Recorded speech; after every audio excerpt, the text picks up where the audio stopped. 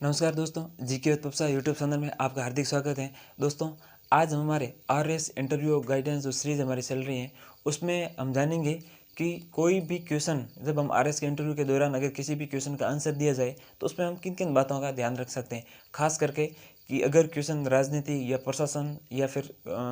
आर्थिक गतिविधियों से संबंधित क्वेश्चन पूछा जा रहे हैं, तो वो क्वेश्चन अपराध से संबंधित क्वेश्चन पूछा जा रहा है, तो किन निम्न संस्थाओं का नाम लेते हुए या उनका जो है हमारे आंसर में एक ऑथेंटिविटी लाने के लिए हम किन किन संस्थाओं का नाम है वो प्रयोग में ला सकते हैं, जिससे हमारा आंसर है उसमें थोड़ा वो कहते हैं ना मजबूत हो जाए, उसमें थोड़ा दम हो जाए। यानी कि हम ये कह सकते हैं कि हमारा थोड़ा आंसर में वजन हो जाए, उनको लगना चाहिए कि हाँ मतलब ऊपर ऊपर की बातें नहीं कर रहा है, बंदा थोड़ा बहुत जानता भी है और इसके बारे में इसको जानकारी है। जैसे हम सबसे पहले बात करें तो अपराध। अब अपराध कई प्रकार के हैं। महिलाओं के प्रति अपराध, महिलाओं से संबंधित अपराध हो गए, बालकों से बाल श्रम से संबंधित अपराध हो गए, या सामान्य जो एक्सीडेंट की घटनाएं होती हैं इस प्रकार के अपराध हो गए। क्राइम किसी भी प्रकार का हो तो उनसे संबंधित अपराध से संबंधित हम अगर कोई जवाब दें तो हम इसमें एक संस्था का नाम ले सकते हैं। एनसीआरबी का आपने नाम सुना होगा, नेशनल क्राइम रिकॉर्ड ब्यूरो, या फिर कह सकते हैं राष्ट्रीय अपराध रिकॉर्ड जो ब्यूरो है उसका हम नाम ले सकते हैं। जैसे मान लीजिए वो पूछते हैं कि हाल ही में किन प्रकार के अपराधों में वृद्धि हो रही है, या महिलाओं के प्रति अपराध, या फिर उत्तर प्रदेश में महिलाओं के प्रति अपराध में वृद्धि हुई है, राजस्थान में रेप केसेस या ऐसे प्रकार के अपराधों में, या फिर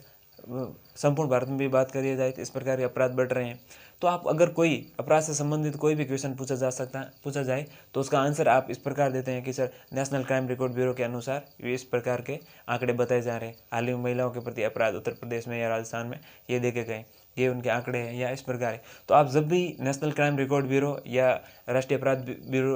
रिकॉर्ड ब्यूरो का नाम लेते हैं, अपराध से संबंधित किसी भी क्वेश्चन में या कोई भी क्वेश्चन आपसे पूछा जाता है तो उनको लगेगा कि ऊपर ऊपर की बातें नहीं कर रहा है, बल्कि बंदे को जानकारी है, नॉलेज है, तो आप ऐसा कह सकते हैं। फिर अपराध के बाद हम ये बात कर सकते हैं दूसरा, राजनीति या फिर लोकतंत्र।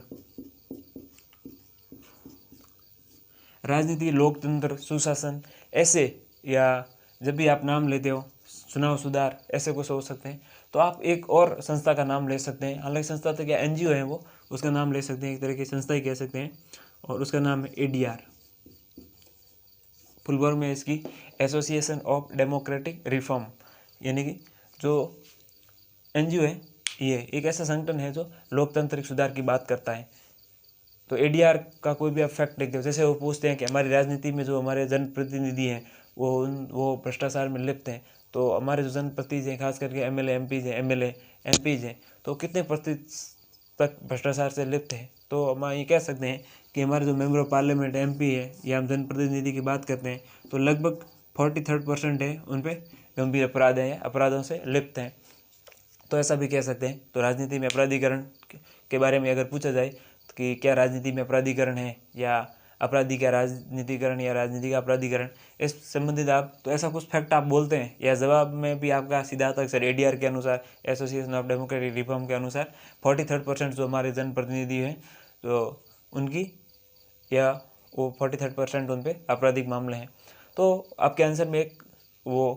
कहते हैं ना वजन आ जाएगा, उनको भी लगेगा कि हाँ बंदे को कुछ जानकारी है। तो आप राजनीति या लोकतंत्र इससे संबंधित, फिर लोकतंत्र एडीआर के अकॉर्डिंग आप कुछ भी जवाब दे सकते हैं, और ये हो जाता है आंसर में एक थोड़ी ऑथेंटिविटी आ जाती है कि हाँ आंसर आप एक अच्छा आंसर देने की कोशिश कर रहे हैं, और विथ प्रूफ, या अच्छे जो सरकार के स्रोत हैं या फेमस है जो स्रोत हैं, ऑथेंटिक स्रोत हैं, उसके बारे में आप आंसर देते हैं। फिर हम बात कर सकते हैं अपराध राजनीति के बाद में हमें आ जाएगा आर्थिक।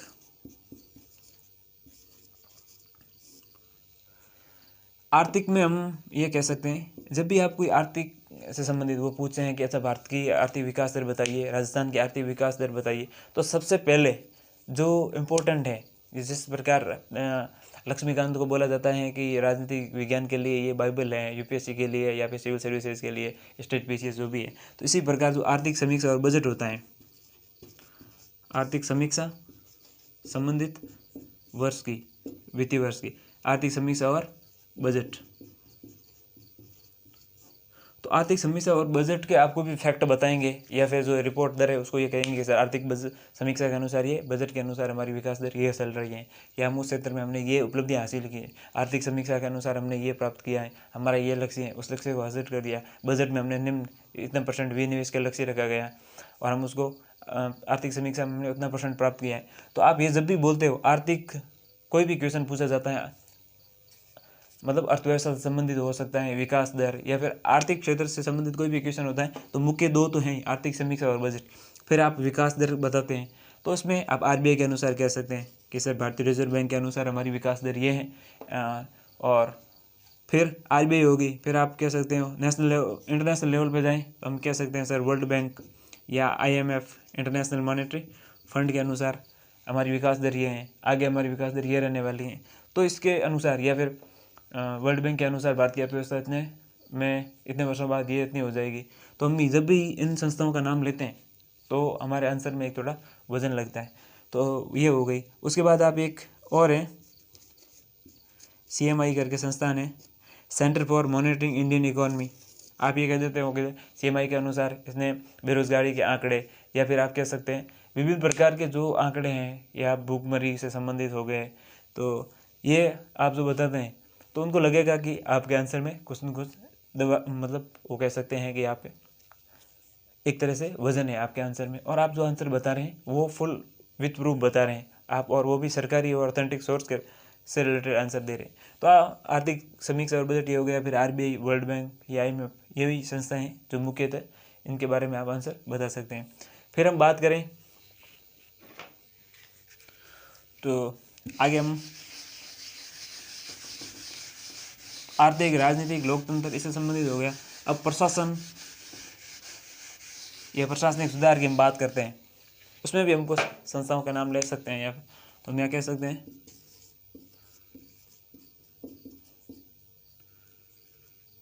यहाँ प्रशासनिक सुधार में मैं चुनाव सुधार भी हो गए हैं, तो इस प्रकार हम चुनाव सुधार का भी नाम ले सकते हैं। तो प्रशासनिक सुधार में आप सबसे पहले वो ले सकते हैं सेकंड ARC का नाम, एडमिनिस्ट्रेटिव रिफॉर्म कमीशन। तो इसका हो जाएगा प्रशासनिक सुधार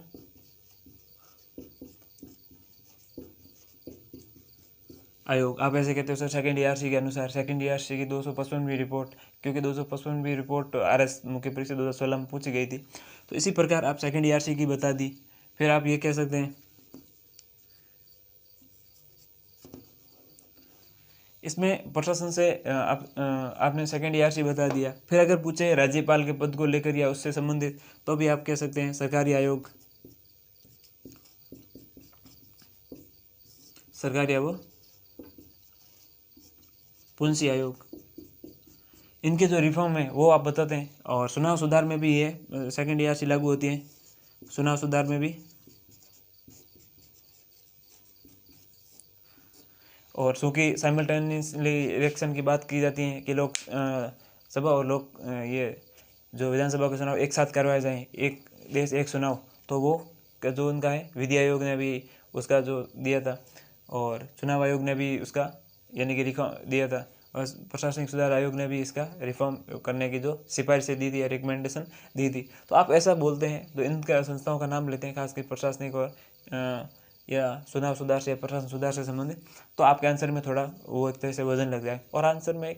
फुल ग्रुप आपसे वो ऑथेंटिकिटी आ जाती है। इसके बाद हम देख सकते हैं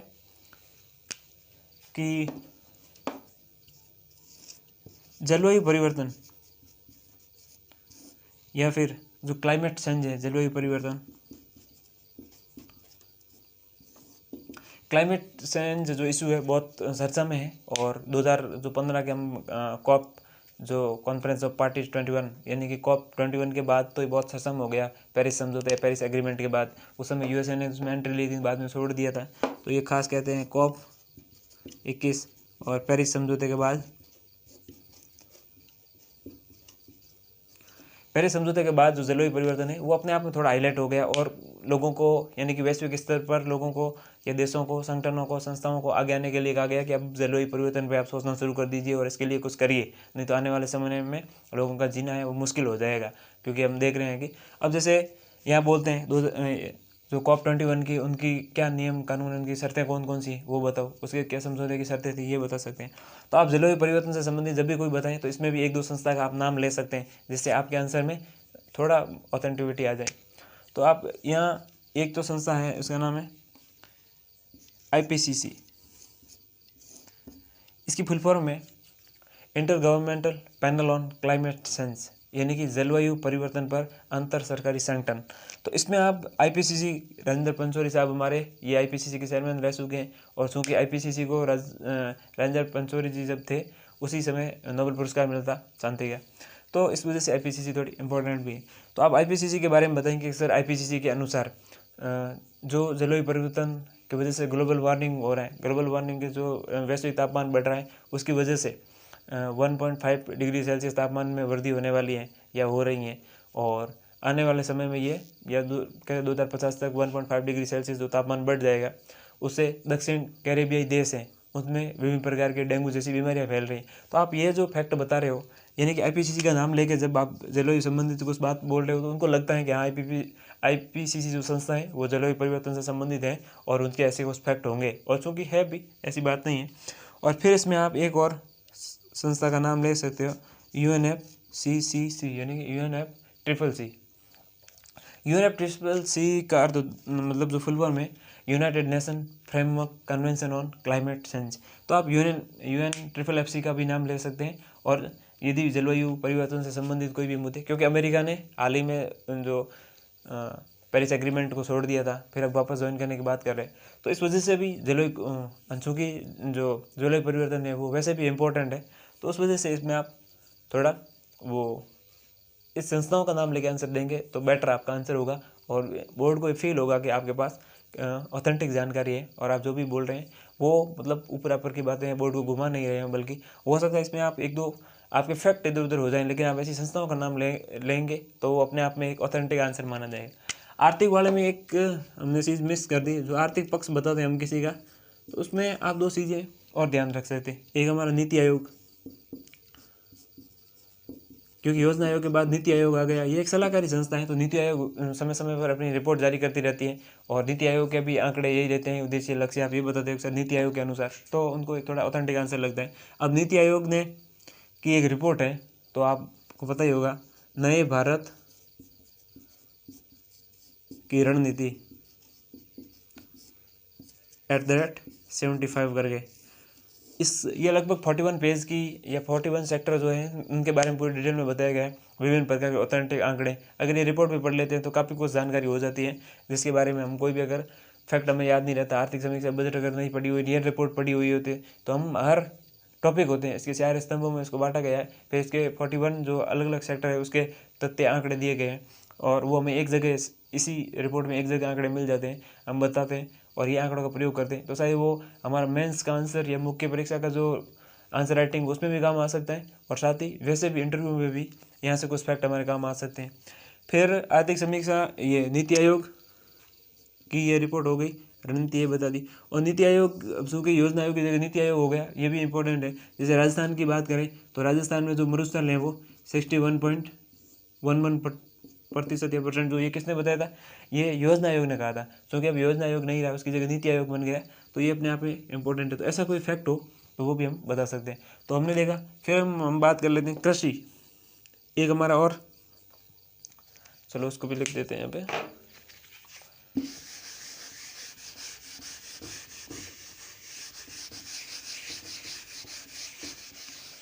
तो कृषि के बारे में जब भी आप आंसर दें, हम यहाँ लिख सकते हैं, कृषि से संबंधित कोई भी आंसर दे, किसानों की आय दोगुना करने के लिए जो किसानों की आय है दोगुना करना, जैसे 2022 में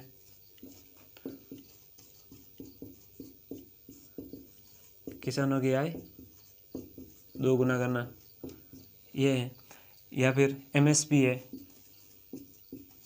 नए किसान कानून आए हैं वो उनके बारे में। तो आप कृषि से संबंधित जब भी दें तो एक स्वामीनाथन आयोग, और एक और याद रख सकते हैं कस्तूरी रंगन समिति। तो इन इनसे आप इनको अच्छी तरीके से पढ़ें और इसका ज़रूर प्रयोग करें कि किसानों की आय दोगुना करने में। अब वो पूछेंगे कि क्या लगता है कि आपको 2022 में हम किसानों की आय दोगुना कर लेंगे, तब आपको ये बताना चाहिए कि जो कृषि कानून आए हैं सर, इसीलिए हमने कृषि कानूनों में या ऐतिहासिक जो कृषि कानून लाए गए, हाँ ये हो सकते हैं कि ये तुरंत यानी कि अभी के लिए शायद ये सही नहीं है, लेकिन लॉन्ग टर्म हमारे ये किसानों की आय दोगुना करने में सार्थक सिद्ध होंगे जो कृषि कानून है वो। और 2022 में किसानों की आय दोगुना करने के लिए ही कृषि कानून जैसे ये हमने खतरनाक स्टेप भी उठाए। खतरनाक कहने का मतलब एक थोड़ा स्ट्रिक्ट लाने पड़ेंगे ऐसे एक्ट, तभी हम किसानों की आय दोगुना कर पाएंगे। अब वो पूछते हैं कि क्या लगता है आपको 2022 में किसानों की आय दोगुना हो जाएगी? सर दोगुना तो नहीं, लेकिन ज़रूर हम पहले की तुलना में कुछ उनकी आय में वृद्धि कर देंगे और नज़दीक और बड़ा लक्ष्य रखने से हम ज़रूर उस लक्ष्य तक पहुंचने की कोशिश करेंगे और कुछ तो उस लक्ष्य को हासिल करेंगे, ऐसा हमारा प्रयास रहेगा। एक तरह से दबाव भी रहेगा कि जल्दी उसको पूरा करना है। तो इस प्रकार आप जैसे स्वामीनाथन आयोग में भी MSP या ऐसी बताते हैं, इसमें जो MSP यूज़ करने में स्वामीनाथन आयोग का फॉर्मूला क्या है वो बता सकते हैं। कस्तूरी रंजन समिति की क्या सिफारिश है या इस स्वामीनाथन आयोग की क्या सिफारिश है। तो एग्रीकल्चर रिलेटेड कोई आंसर दे तो हम ये फैक्ट बता सकते हैं। तो मेरा पूरा इस वीडियो में जो अगर मैं सारांश रूप में कहूँ, समरी के रूप में कहूँ, तो हम जैसे 4-5 जो हमारे क्षेत्र है वहीं से क्वेश्चन बनते हैं, या तो वो राजनीति या लोक या प्रशासन से उससे संबंधित क्वेश्चन बनेगा, या फिर हमारा आर्थिक क्षेत्र से संबंधित कोई भी फैक्ट या कुछ भी पूछा जा सकता है, अर्थव्यवस्था से संबंधित, आर्थिक समस्या, बजट, इनसे संबंधित, या फिर कृषि हो गया हमारा, या फिर हमारा जो है प्रशासनिक सुधार हो गया उससे संबंधित, या जलवायु परिवर्तन से संबंधित, ऐसे कोई भी क्वेश्चन पूछा जाए तो उससे रिलेटेड जब भी हम कोई आंसर दें तो वो किसी भी संस्था का नाम, या चाहे वो राष्ट्रीय स्तर की हो या इंटरनेशनल लेवल की या फिर अंतर्राष्ट्रीय स्तर की हो, तो ऐसी किसी संस्था के हम अगर कोटेशन या फिर संस्था के कोई लक्ष्य या टारगेट की बात करें हम, तो हम उसमें या SDG हमारे सतत विकास लक्ष्य हैं उनको बताने के लिए हम UN का या किसी का भी प्रयोग करते हैं, तो ऐसी संस्था का, तो हमारे आंसर में थोड़ा वजन हो जाता है। तो आज हमारे पूरे इस वीडियो में हमने ये जाना कि कोई भी आंसर देने के लिए विभिन्न प्रकार की जो हमारी संस्था हैं उनका प्रयोग करके उनके आंकड़े या उनका हम अच्छे से हमारा आंसर दे सकते हैं और हमारे इंटरव्यू में अच्छे मार्क्स ला सकते हैं। हमारा इंटरव्यू